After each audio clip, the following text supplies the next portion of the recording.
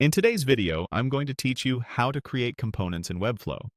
By the end, you'll know how to set up a reusable building block you can style once and use across your entire site, saving time and keeping your design consistent.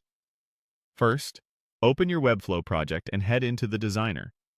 If you're looking at the dashboard, choose your site and click into the Design view to open the canvas and the full set of design tools. Once you're inside, follow the on-screen highlight to open the Components area.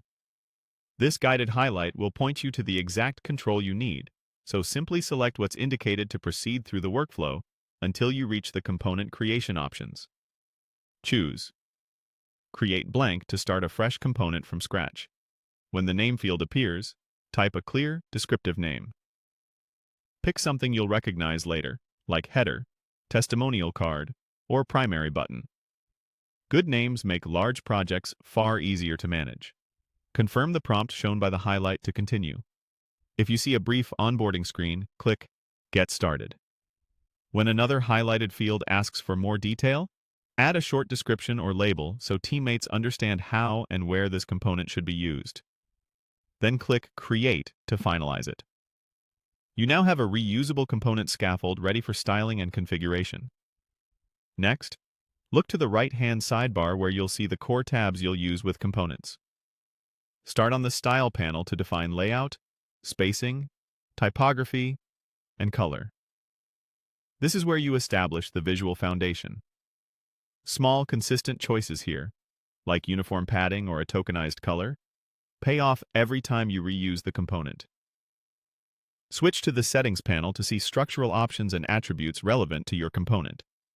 This is helpful for accessibility details, semantic tweaks, or custom attributes you may need later. Then move over to Interactions to plan hover effects, reveal animations, or scroll-based motion.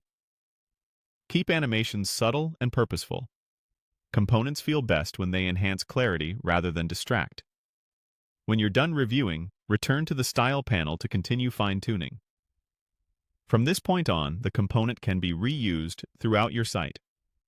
Update it once, and those changes will carry wherever it's placed, which is the real power of components. A couple of practical tips as you work.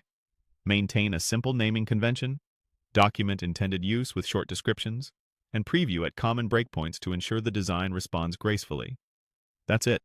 You opened your project, followed the guided highlights, created a blank component, named and confirmed it, and explored style, settings, and interactions before returning to style for refinements. You're ready to build faster and more consistently with components.